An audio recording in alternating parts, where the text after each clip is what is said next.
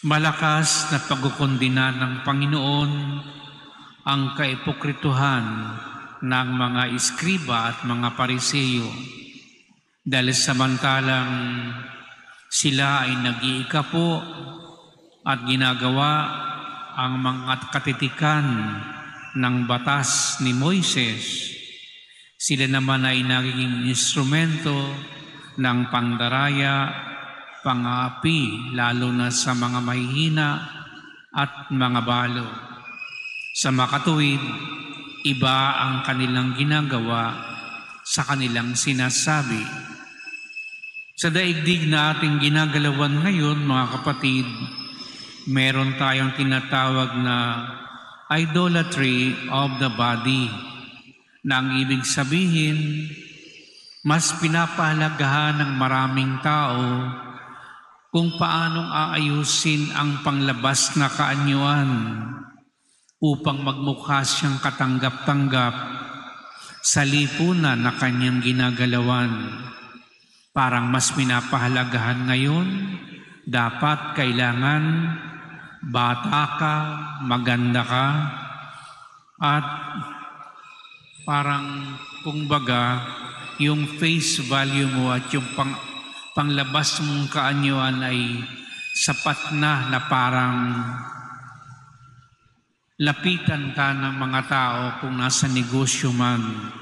Kung kaya ang pagpapaganda ay isang multibilyon na industriya sa buong mundo dahil yung pangit na papaganda, magmukha lamang siyang katanggap-tanggap dahil parang yun ang kanyang puhunan upang siya'y mapansin, makilala. Pero sa katotohanan, nakakaligtaan kung ano ang laman ng kalooban. Ano kayang madarama natin kung halimbawa ang inyong katulong naghugas ng mga pinggan at mga tasa, subalit ang hinugasan lamang niya ay yung labas at iniwan niya yung mga mumu sa loob at itinaob na niya pagkatapos hugasan ang labas. Siyempre, didikit yun, matutuyo, at kung gagamitin uli, di mo magagamit dahil mangdidiri ka. Ito ang paghahalin tulad ng Panginoon sa mga iskriba at mga pariseyo.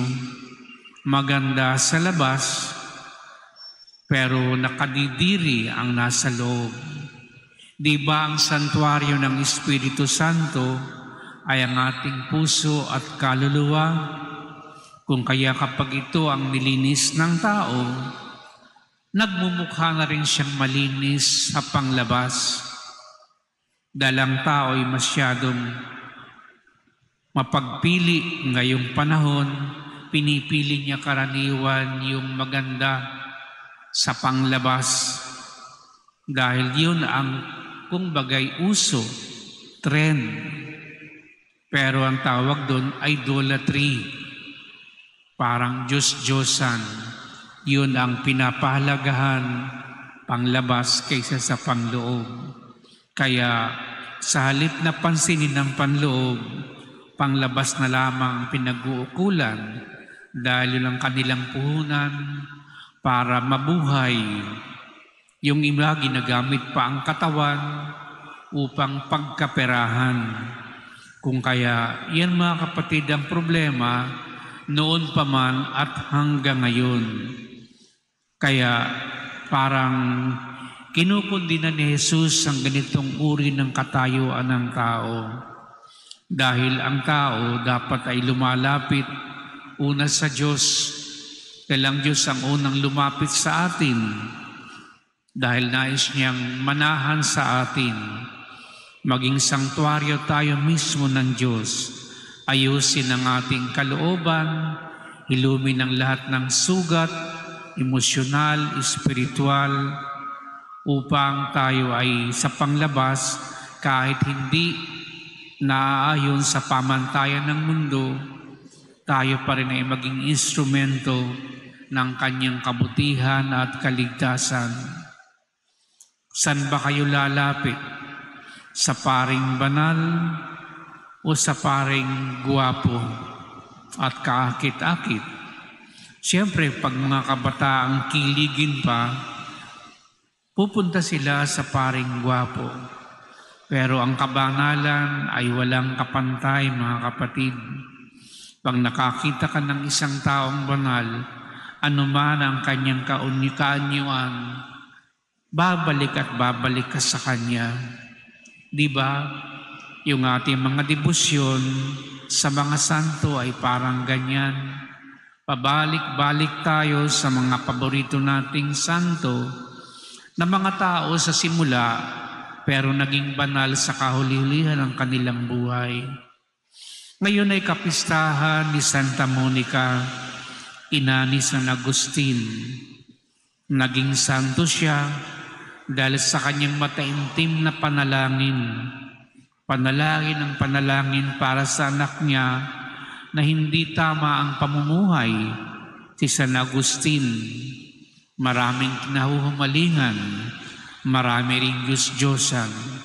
Pero dahil sa babaeng itong banal, nagkaroon ng pagbabalik loob ang kanyang anak, kung kaya naging banal din maging ang kanyang anak. Pero itong impluensyang ito ay hindi magagawa ng taong maimpluwensya sa panglabas.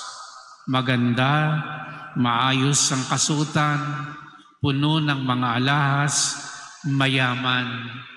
He or she will never be able to convert people to the Lord through his or her externalities.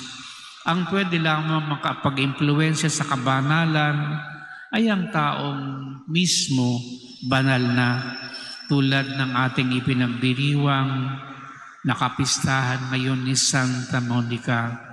Sana mga kapatid, hilingin natin sa Diyos na maayos niya ang ating kalooban at palaging lumapit sa Kanya upang tayo rin ay makaimpluwensya sa mabuting paraan, hindi dahil tayo ay maraming mga bagay na nasasandalan, dahil nga isang malakas na atraksyon sa mga tao, kung sino yung mayaman at makapangyarihan, karaniwan yun ang nilalapitan.